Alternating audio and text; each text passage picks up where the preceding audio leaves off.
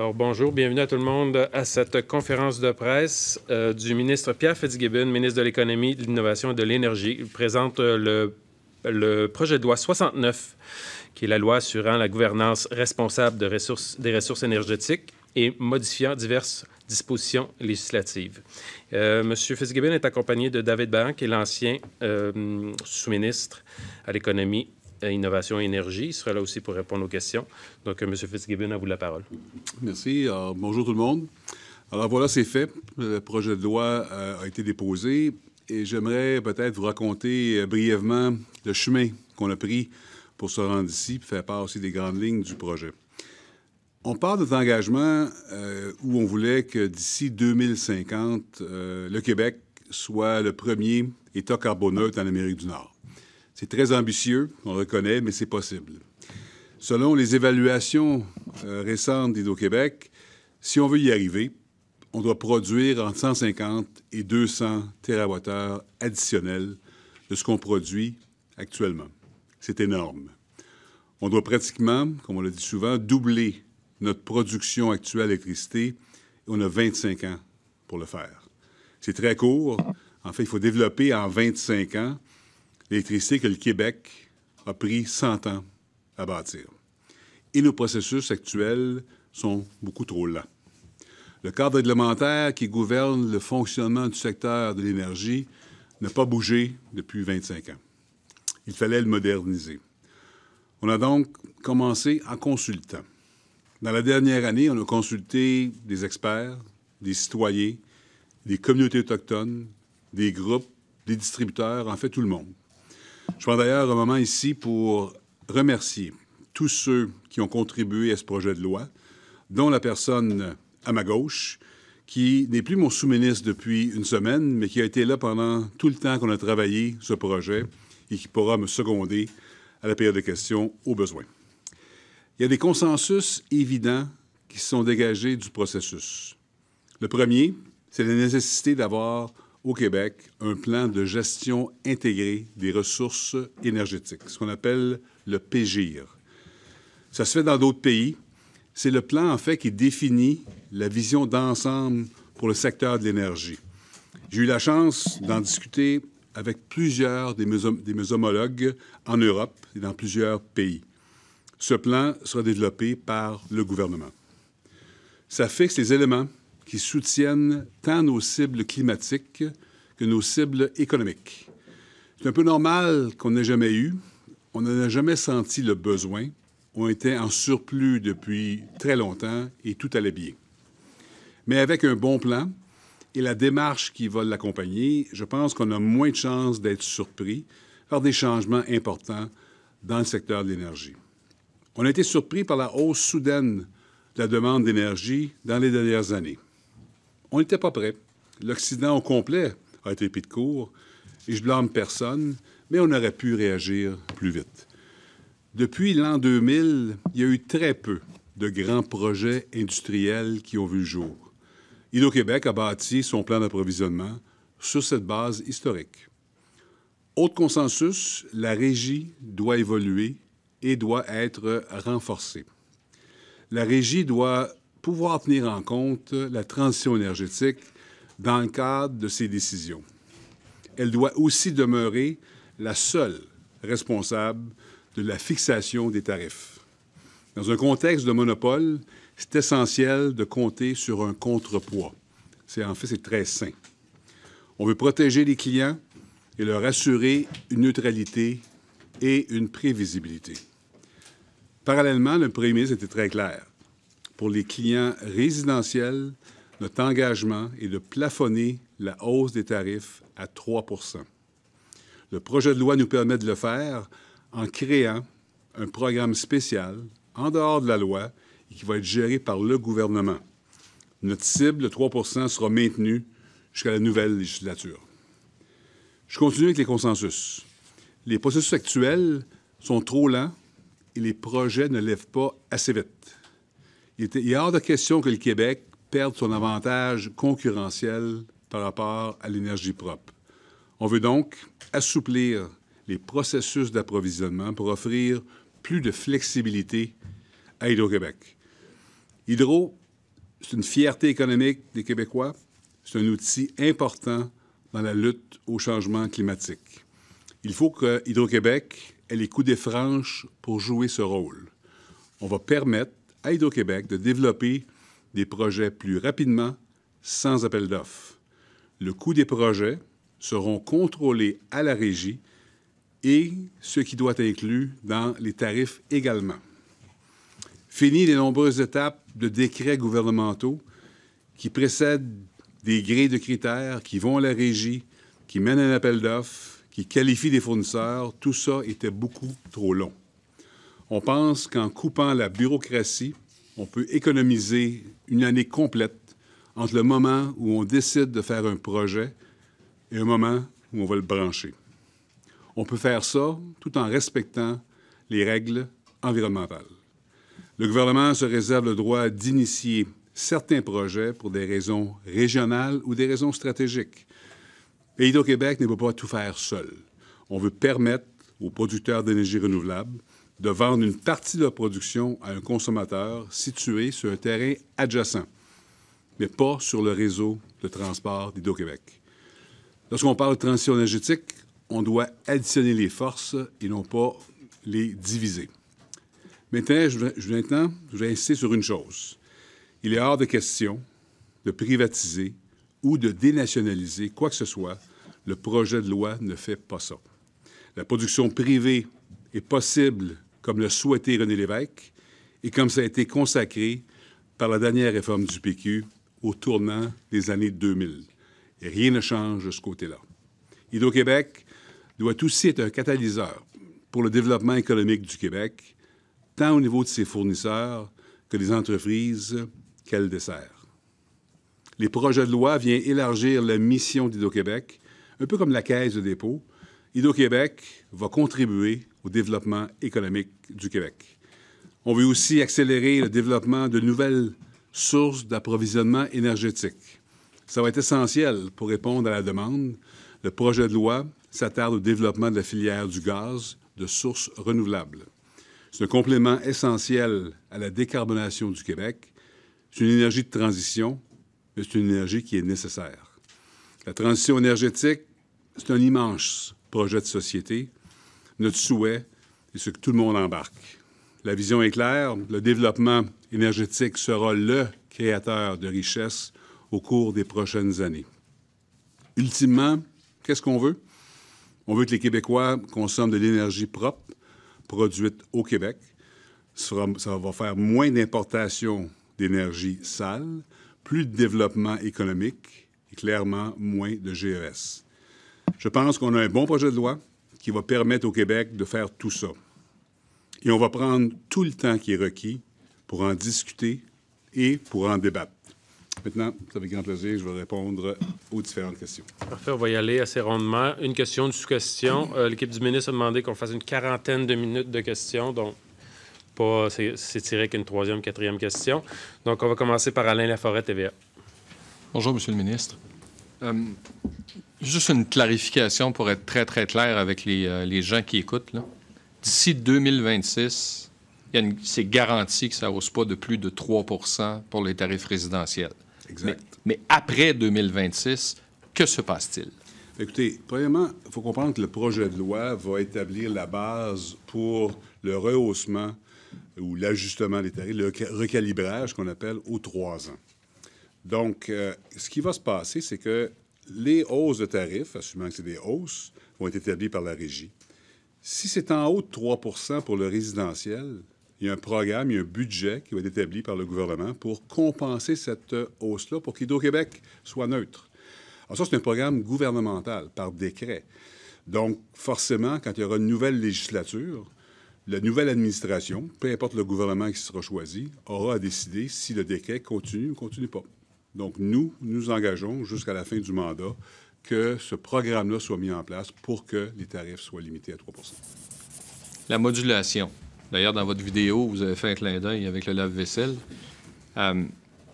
Ça existe déjà. C'est inscrit dans votre loi.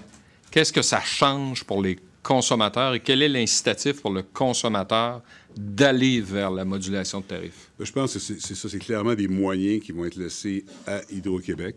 Hydro-Québec va regarder quel genre de modulation peuvent être offerts aux consommateurs, mais encore une fois, peu importe la modulation, ça va être optionnel pour le consommateur, ce ne sera pas obligatoire. Et deuxièmement, nous nous engageons qu'il n'y aura pas de hausse à haut de 3 %. Donc, Hydro-Québec peut mettre des programmes en place qui vont inciter les gens à consommer différemment, ou consommer moins, en fait, ça prendrait les deux, auquel cas, il pourrait y avoir une baisse de tarification. Alors, nous, on a une protection à 3 % mais Hydro-Québec a le mandat de moduler la tarification, ce qu'ils vont faire, mais qui va être, encore une fois, c'est important, optionnel pour le consommateur. Marie-Michel, c'est oui, le devoir. Oui, bonjour. La hausse de 100 mégawatts là, pour le seuil de puissance pour essentiellement louer une rivière, pouvez-vous juste clarifier vos intentions? Vous voulez plus de centrales privées? Vous voulez des centrales plus grosses que les mini actuelles, donc plus de moyennes centrales privées?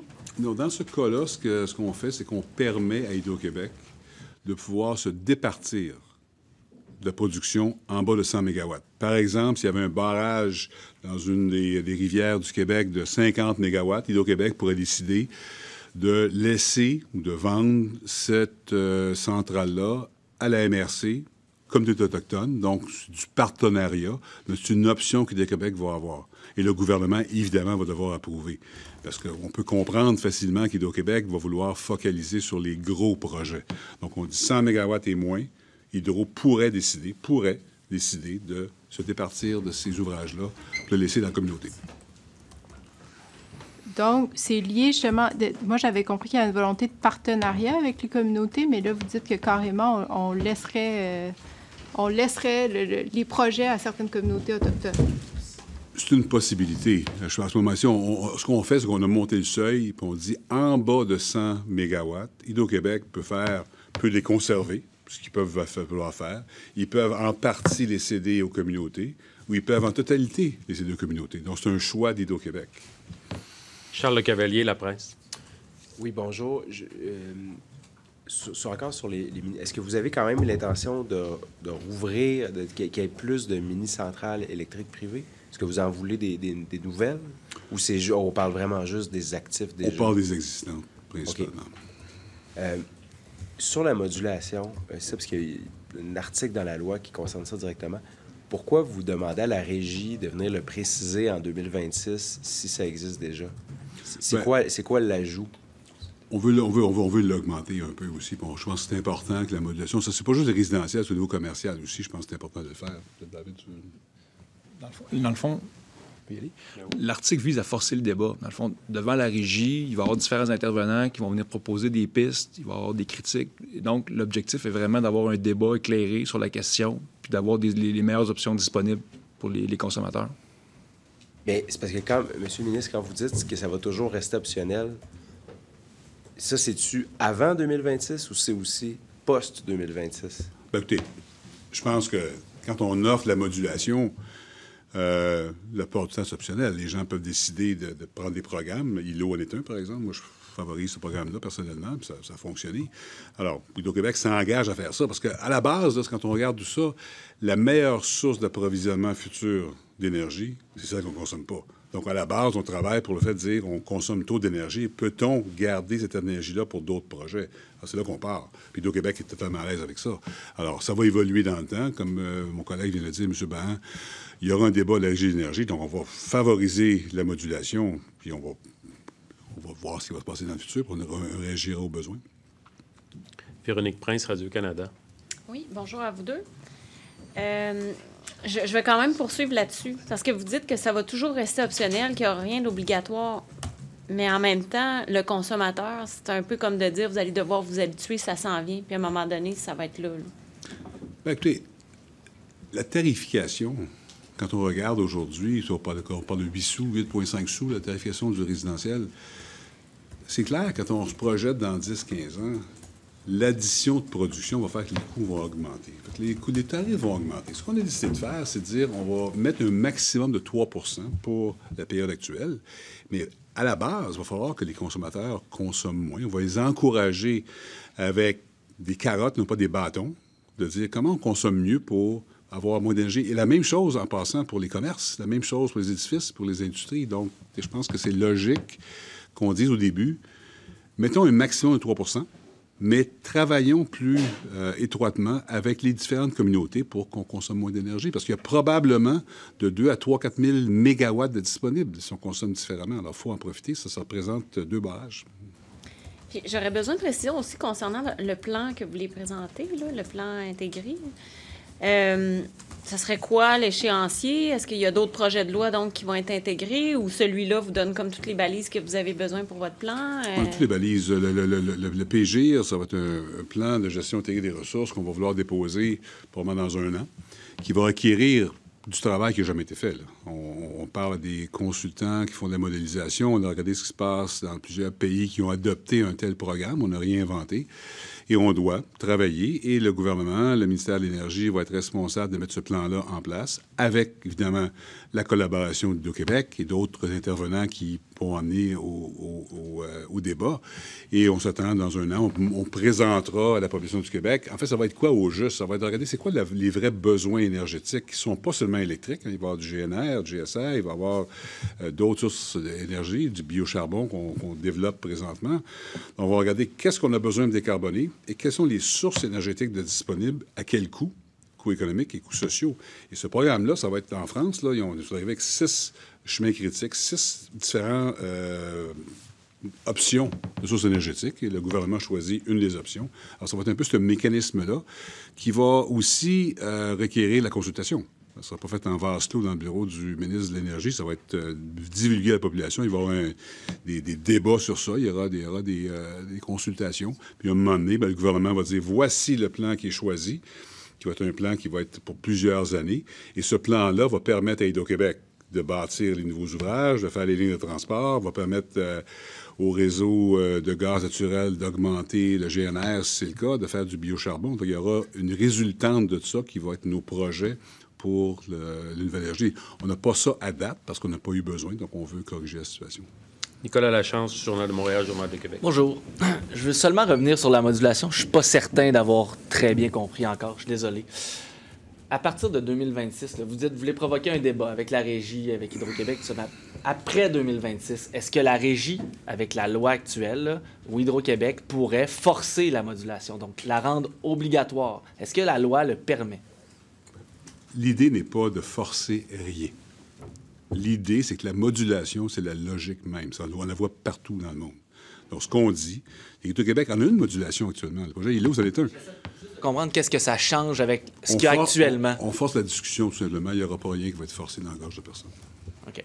Et dans votre communiqué, vous dites, excusez-moi, donnez-moi 2 secondes, que c'est la loi vient protéger le 3 %. Donc, ça va être inscrit à la loi. Mais là, vous avez dit que ce n'était pas inscrit à la loi, que c'est un programme qui est à l'extérieur de tout ça.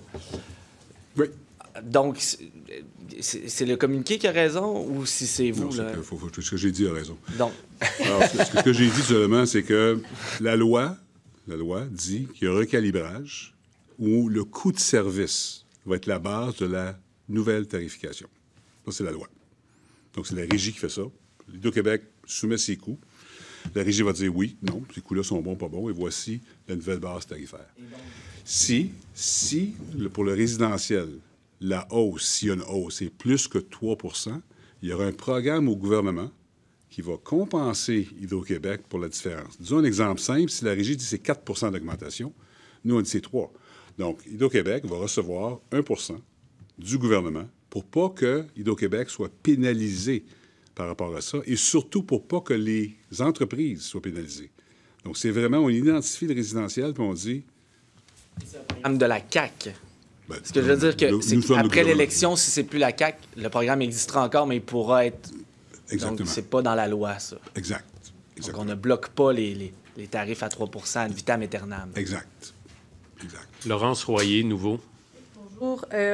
Doubler la production d'énergie au Québec, c'est énorme. Sur quel type d'énergie vous comptez miser? Est-ce qu'il va y avoir d'autres barrages, là, par exemple, ou sinon, quelle autre énergie? Bien, à ce moment-ci, vous vous rappelez peut-être à l'automne dernier, Hydro-Québec a soumis son plan 2035. Donc, c'est un plan intermédiaire pour se rendre à 2050.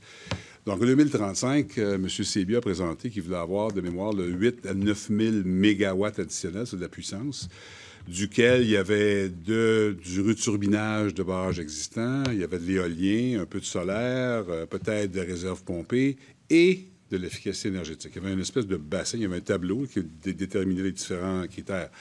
Donc, à ce moment-ci, le plan 2035 considère les barrages existants qu'on peut returbiner, va inclure, moi je l'ai ici, là, on parlait de 1600 à 1800 mégawatts d'économie d'énergie, donc la fameuse modulation, ça peut fonctionner. L'éolien, entre 1500 et 1700 de puissance pour installer, ça va être 3 fois ça. L'hydroélectricité, on avait donc returbiner les centrales existantes et il y aurait possiblement un nouveau barrage. On n'avait pas annoncé parce qu'on avait dit qu'on ne savait pas encore, l'étude n'est pas encore faite. Puis il y avait aussi le solaire, le stockage, il y avait d'autres moyens, on avait à peu près 1000 mégawatts. Donc il y avait une description du... Alors ça, c'est 2035. Pour 2050, parce que ça c'est 60 TWh sur le 150, 200 qu'on a besoin. On n'est pas allé plus loin que ça. Alors, le PGIR, justement, va permettre de regarder... Parce que, là, 1 an et demi, c'est 100 TWh, c'est rendu 150, 200. La réalité, c'est qu'on n'est pas sûr à 100 % Le monde ne sait pas non plus. Alors, on va regarder plus en détail avec de la modélisation. C'est quoi les besoins réels de 2050 pour être net zéro, considérant ce qui existe comme technologie aujourd'hui. Regarder qu'est-ce qui est disponible, puis de voir le coût de ça, puis de voir le coût social, puis le coût économique. Donc, on n'est pas encore dans cette... Mais est-ce que, donc, vous ouvrez la porte à regarder la possibilité de construire d'autres barrages éventuellement? Bien, si on veut décarboner, on assume qu'on ne changera pas d'idée, zéro carbone en 2050, il va falloir faire quelque chose. Alors, si on dit pas d'éolien, ou pas trop, pas de solaire, bien là, on va faire des barrages. Peut-être on va faire 15, 20 barrages. Alors, on dit non, on n'aura pas 15, 20 barrages, donc on va faire plus d'éolien. C'est justement ce débat-là, on n'a pas réellement eu encore. Il y a beaucoup de gens, à juste titre, qui ont des enjeux au niveau activité sociale, dire des éoliens, pas sûr dans ma cour, solaire, ouais, c'est pas bien beau, barrage, on n'en veut pas. Correct, mais il va falloir regarder quel est l'impact de nos choix sociaux. Et ça, on n'a jamais eu la discussion. Parce qu'on était en surplus. Constamment. On n'est plus en surplus. Donc, il faut regarder à la base. C'est pour ça que le PGIR devient très important. C'est seulement à travers le PGIR qu'on va pouvoir avoir un débat qui va être sain, en fait, pour dire, bien là, si on veut décarboner, il faut être cohérent. Et voici les sources d'énergie qu'on va devoir déployer. Bon, on veut accélérer les processus d'appel d'offres, mais il y a de la résistance sur le terrain là, quand on parle de construire des éoliennes, des barrages. Avez-vous peur que ça vous bloque? Bien, c'est deux choses. Je pense que c'est important de donner les deux. Premièrement, le fait de vouloir court-circuiter le processus n'est pas en porte-à-faux avec les enjeux écologiques. Par exemple, aujourd'hui, Hydro-Québec est géré par décret. Donc, moi, comme ministre de l'Énergie, je fais des décrets. Bon, appel d'offres, ils vont aux appels d'offres, ils reviennent, c'est un bon appel d'offres, oui, c'est beau, va à la régie, revient. Il y a beaucoup, c'est une balle de ping-pong qui se promène là. Alors ça, là, ça prend 101 semaines, en gros, aujourd'hui, quand on dit on veut un appel d'offres puis on veut brancher. Alors, c'est très long. On veut réduire ça au moins de moitié. Et en fait, si c'est gré à gré, ça va être encore beaucoup plus court. Sauf que si c'est gré à gré, on veut que la régie s'assure que le processus est sain, parce que sinon, ça prend un contrepoids. Là. On ne va pas laisser Hydro-Québec tout seul décider qu'est-ce qu'ils vont faire à quel coût. Ça n'a pas de bon sens. Donc, la régie va s'élever, va regarder la tarification. Ça, c'est très important. Je pense que ça, c'est la bonne façon d'aller plus vite en étant responsable. Maintenant, aucun projet, puis Hydro-Québec nous le dit, va se faire, c'est pas socialement acceptable. C'est sûr que si les gens ne veulent pas d'éolien, pas de barrage, pas de solaire, bien, il n'y en aura pas. Il va y avoir une conséquence à ça, par exemple. On aura une discussion, mais on n'ira pas court-circuiter le côté socialement acceptable. Je pense que c'est non négociable, puis M. Legault était très clair par rapport à ça. Patrice Bergeron, La Presse canadienne. Bonjour, M. Fitzgibbon. Considérant ce que vous avez dit à propos du fonds d'aide là, qui sera mis sur pied, on comprend que ça vient donc du Fonds consolidé du gouvernement du Québec? Si on veut, oui. OK. Dans mon ministère, le ministère de l'Énergie aura un fonds qui va dire, bon, j'ai de l'argent ici pour compenser Hydro-Québec pour les tarifs qui pourraient être à haute de 3 %. Comme on doit présumer qu'il y aura vraisemblablement des augmentations parce qu'Hydro-Québec devra financer, donc, est-ce que vous avez une projection sur ce que ça peut représenter à long terme, ce que pourrait nécessiter ce fonds d'aide-là en aide financière aux clients? Il y a eu certaines modélisations, et c'est clair qu'à court terme, il n'y aura pas d'impact. parce que toute la nouvelle production a un coût marginal qui va être supérieur au coût du bloc patrimonial. Elle n'arrivera pas avant 2028, 29, 30. Donc, à court terme, on parle pratiquement de l'inflation. Le PL 34 avait dit on prend de l'inflation parce que l'inflation était un bon corrélateur du coût de service. C'était parfait, en fait. Aujourd'hui, on s'en est plus là. C'est sûr qu'il va y avoir d'autres coûts de transport. C'est sûr qu'il va y avoir éventuellement une hausse, mais à court et moyen terme, il n'y aura pas d'impact. Il disait quoi, vos modélisations? Ça peut être n'importe où entre 100 millions et 300 millions par année, là, mais ces modélisations ne sont pas pertinentes pour la discussion aujourd'hui. OK. Et donc, vous prévoyez que ce projet de loi-là pourrait être adopté d'ici décembre ou est-ce que vous avez... Bien, écoutez, on est bien allé au jeu. Les commissions parlementaires vont commencer, je présume, en septembre, là, après la fête du travail. On va prendre le temps qu'il faut. Honnêtement, on n'a pas d'urgence. Le plus tôt sera le mieux, mais c'est un débat qui va devoir avoir lieu. Il y a beaucoup de gens qui vont avoir des opinions, des idées sur... c'est très technique, très complexe, ce projet de loi. On fait ça en 30 minutes ici aujourd'hui, mais il va y avoir beaucoup de discussions qui vont prendre place dans les prochains mois. Alors, nous, on veut être ouverts, avoir des bonnes consultations. Ça prendra le temps que ça prendra. Marco Bellard-Serino, Le Devoir. Oui, bonjour à vous deux.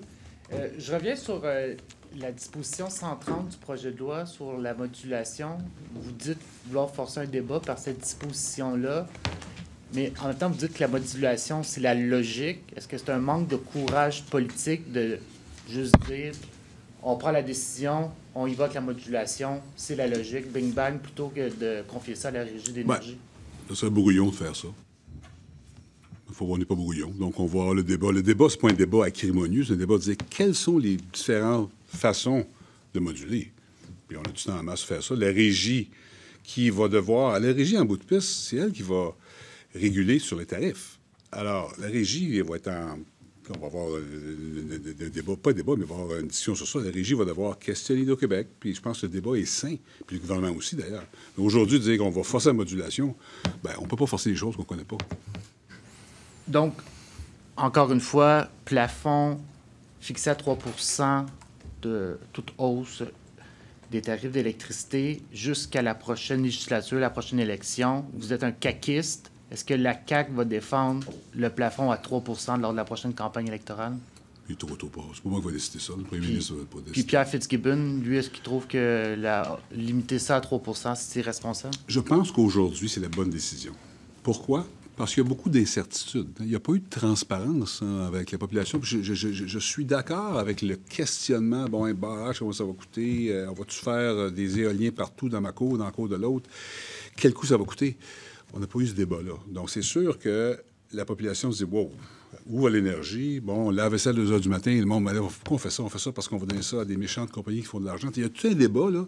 Puis moi, je pense que 3 % là, ça va calmer le jeu. On va dire aux gens, c'est 3 % le maximum. Nous allons, à travers le PGIR, je reviens toujours au PGIR, expliquer à la population, voici le coût de la décarbonation. Qui va payer pour ça? C'est les entreprises? C'est les commerces? C'est les résidentiels? C'est le gouvernement? C'est Hydro-Québec? C'est un débat qu'on doit avoir. Puis moi, je n'ai pas de réponse à ça. Je peux répondre de différentes façons, mais il faut avoir ce débat-là. Alors, je pense que c'est très prudent de la part du gouvernement. Je supporte ça, de dire c'est 3 % le maximum. Là, on va sécuriser, puis on enlève le débat qui va être à la mauvaise place. Et quand on aura l'information, il y a peut-être des gens qui vont dire, c'est quoi? Chauffer la piscine, là, je vais payer 15 sous le kilowattheure. Puis par contre, chauffer le biberon, parce que j'ai des revenus de 50 000, je vais payer 2 sous le kilowattheure. Ça, là, cette discussion-là, il faut l'avoir. Alors, je pense qu'il faut l'avoir au bon moment, mais c'est pas aujourd'hui. Donc, sur votre avenir, est-ce que vous allez être l'auteur du premier plan de gestion intégrée des ressources énergétiques? La CAQ, c'est sûr qu'on va l'être. Non, mais vous, Pierre Fitzgibbon, est-ce que c'est vous qui allez signer ce premier plan? Le ministre de l'Énergie va être responsable du PG, absolument. Mais je peux me permettre, là. Le plan, si je peux me permettre, vous avez jusqu'en 2026 pour le déposer. Donc, on ne l'aura peut-être pas quand ce débat-là va se faire sur l'article 130. Bon, il va y avoir des bonnes... parce que c'est pas un plan qui va arriver tout emballé, voici le plan. Là, il va y avoir des discussions qui vont avoir lieu, puis il va y avoir une discussion qui va avoir lieu dans des consultations. Vous avez dit 1 an tantôt. Ça va être 1 an et demi, là, c'est pas grave. Là, on part de zéro, là. On part de... Oui, il va y avoir des consultations. Il va y avoir des consultations. On n'arrivera pas qu'à un plan fini. Voici le plan. Merci, bonsoir. On va l'appliquer. Parce qu'il va y avoir un débat, un très bon débat avec ça. Moi, j'ai participé indirectement à ce qui est passé en France. quand M. Macron a décidé de prendre du nucléaire, à quel niveau, là, puis j'ai observé ce qui s'est passé, et je pense que ça va être un bon débat, puis qui va être essentiel pour que les Québécois se rendent confortables ou inconfortables avec la décarbonation. Vous en ajoutez une, M. le ministre, en français, avant qu'on passe en anglais. Où est-ce que vous, Olivier Bossé du Soleil, où est-ce que vous incluez dans votre calcul l'énergie que vous allez recevoir de Terre-Neuve? Très bonne question. Écoutez, c'est sûr que pour le plan 2035, on va avoir Terre-Neuve. Le plan 2050, Terre-Neuve finit en 2041. Donc, il y a des discussions présentement avec Terre-Neuve. C'est un élément important, vous avez absolument raison. Dans le PGI, il va falloir savoir si le 5000 MW approximatif de Terre-Neuve est encore là en 2041. Ça va être important. C'est parce que tout ça, là, le Québec, vous avez parlé souvent de barrage. Le ministre est en négociation avec des communautés autochtones.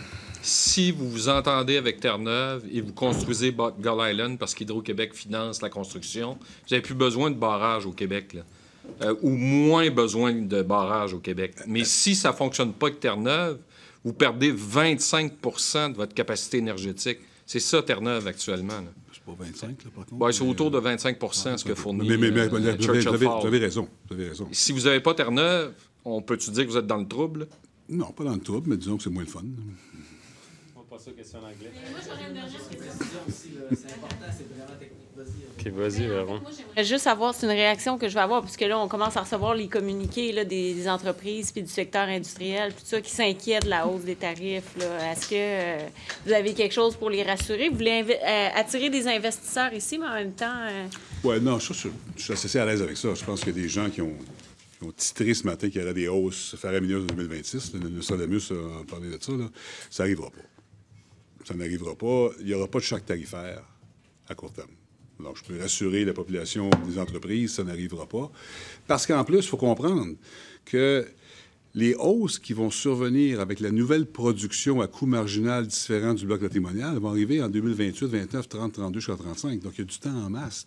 Deuxièmement, la Régie d'énergie va falloir lisser ça un petit peu. Donc, il n'y a pas de choc tarifaire qui s'en vient, autant au résidentiel, évidemment, à cause de la page du 3 autant au niveau commercial qu'au niveau industriel. Je peux rassurer la population. Nicolas, dernière. Sur la précision, concernant la modulation, est-ce que je comprends bien qu'après 2026, la Régie, elle, pourra la rendre obligatoire?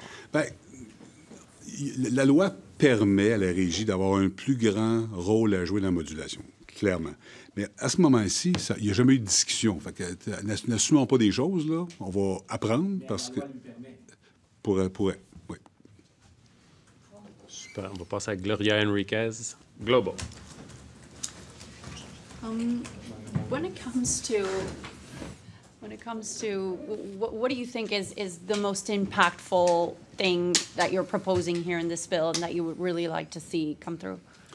Well, I think at the base, we want to have an integrated plan of resources that Quebec has never had to produce, given that we were in surpluses and that nobody really was concerned about perhaps an unbalance between supply and demand. So now this plan talks about assessing what are the requirements to decarbonize, what are the requirements, because the government needs to decide what's the demand requirement, that's the government imperatives. What's the demand for industry? What's the demand for decarbonizing? On the other side, what are the sourcing? What's the energy mix? And the cost of the energy mix, social cost and economical cost. And this is going to be modulated. There's parameters that will be developed. There's model that exists elsewhere in the world that we'll import. And that will set the table for discussion with Quebecers to say, okay, we want to decarbonize, we want to create wellness, that's the price we have to pay, and who's going to pay for that? So that will set the base, I think, for solid discussion. The other element is to allow Hydro-Quebec to accelerate its process to produce more green energy. Very important, because right now it takes almost 2 years by the time you go to market and you get the project connected. And thirdly, the tariffs, very important. So we have now established that the Régie d'énergie every 3 years will establish the cost of service, will establish the tariff based on cost of service increment or decrement, the case may be, and every 2 years we'll modulate the tariffs. We said that for the residential tariffs until 2026, the next government to be elected, is going to be capped at 3%. But the 3% is not going to be imposed or charged to the corporate or commercial meaning that if the cost of service is 4% increment for residential, that 1% difference is going to be a program from the government to compensate Hydro-Québec. Hydro will not charge that to enterprises. So that's very important because people feel, well, we're going to be shifting the surpluses to the corporation. That's not true. And that the cost of service will obviously be modulated given the new sourcing of energy Hydro-Québec might have in the years to come. And what message are you sending to consumers, people who are at home? Are you saying, be careful, brace yourselves? What are you saying? Well, I'll tell them two things. The first thing I'll tell them is that notwithstanding everything we've been talking about for the last half an hour, 3% is the maximum increment you're going to have on your tariffs. B, we also said that the Régie d'énergie and Hydro-Québec could put programs together to incentivize people to consume at different times or consume less. And this is going to be optional. And there's a big debate in French about the modulation des tarifs. We think it's going to come, and it's unknown yet as to how it will come, but eventually that's going to be a requirement to get the proper behavior. But that's going to be on a positive side, because if the program are put together and you reduce your cost of electricity, then obviously the cap of 3% doesn't apply. If we're not going to force a modulation which will have an impact over 3% on the tariffs, because that would be contrary to the government's objectives. Philippe Potier, de Gazette. Good day. I'm a little bit surprised from what I've been reading here that you say you want to open up the debate and hear everybody's point of view, and I thought the bill would give more of a leadership of where we want to go, like more dams, more wind power. I thought that's what you were going to do here. So do you fear the debate and that's why you're holding back, or you just feel that people need to be aware of because you're trying to be carbon neutral by 2050. Right. But so do you think that we're not ready for decisions? Well, we're clearly not ready because a lot of people do not want new dams. Some people do not want to have wind farms next to their homes. Some people probably don't want to have solar panel either. That's fine. But at the same time, we want to decarbonize. We need to double up on production. So that debate never occurred because up to a year ago, we're at surpluses. So therefore, surpluses, take the water in the pools plenty full so we can allocate hydro to whomever wants it. We're not there anymore. We have a shortfall for industrial. So therefore, shortfall industrial. What do? Do we give it to decarbonize? New companies? Where it's going to come from? What price? So that debate never occurred. Never. So that's why I'm back to this Plan Intégré des Ressources. That's going to be the driver. We're going to put a table to have a discussion as to, do we want to decarbonize? Yes. Do we have Churchill? Yes or no? If no, we need 25 dams. If yes, maybe we need 15. Well, that's too much. That's fine. We're not going to do dams. We're going to do what? Well, we do more wind farms, sorry. Not in my backyard. Okay, in this backyard? No. At one point, well, there's not enough. So that debate we need to have. And frankly, it's not going to be the government deciding this is the dam we want. I think it's not appropriate. We need to have the debate, and I think that debate will be very interesting. Have you, obviously Quebec is still selling a lot of power to the United States. Do you think this plan will reassure them on the reliability of their supply and Quebec's ability at the same time as it's trying to be carbon neutral to meet its contract obligations? Well, there's been a big debate on that, these two contracts. First of all, we will honor the contracts, because we've signed those contracts and we're going to honor them. B, those contracts are not necessarily bad, because in the case of New York, for example, in the peak period, then we can lower the transmission, and perhaps in the summer when they have their peak, we can export, and in the winter we can maybe import from them. So I think to have an interconnected grid makes a lot of sense. If you project yourselves in 20 to 30 years, why not use the solar from Texas to put on our grid here? So I think you see that in Europe right now. The grids get interconnected. That's why Germany is in trouble right now, because we're not interconnected. So I think there's a merit of interconnection, but clearly we want to put a cap on export. And that's why in the law, we haven't talked about that, but there's, if over a certain threshold, forget what it is, the government needs to approve it. It's not going to be an IDO decision. It's going to be a government decision, because we need to balance what we need for our own use and what we need to get for external revenues. Cathy Senet, CBC. I have a good day, Mr. Fitzgibbon. I have the same thoughts than my colleague Philip. I thought that the plan, your vision, would be a way more detailed in your bill. So basically, at what point did you realize in the last months that Quebecers were not ready yet and didn't understand yet the value of electricity in Quebec? Well, I realized that the day I got appointed Minister of Energy. I think the issue is the law. The purpose of the law is not to tell Quebecers where we're going to put a dam or where we're going to put wind farms. The purpose of the law is to be more flexible, to allow production to be more accelerated of green energy, to allow natural gas. We haven't talked about that, the renewable gas, to allow other types of energy to be part of the mix. So it's not the law's objective to be detailed, because that has to be done with the process of assessing what do we need. I mean, a year ago we needed 100 terawatt hour, now we need 200. Is it 300? So we haven't had the model. We don't have the model to project that, so we will do that. And as we go through that model, then we'll determine how much energy we need. Quebecers need to put in their habits modulation. They need to do that. Yeah. But here it's still shallow, optional. Well, you think the government should tell the consumer what to do at 2 o'clock in the morning? No. What the government needs to do is to allow modulation to take place. We talk about that. We put the cap on 3% on tariffs. Hydro-Quebec will need and will put modulation. Eventually, there's probably 1 or 2 dam equivalent of energy we badly consume. Not only residential, by the way, also commercial and industrial. So yes, we need to have the Régie de l'Énergie to be able to work through modulation, because eventually we need to reduce our energy consumption. Yeah, one just clarification on this.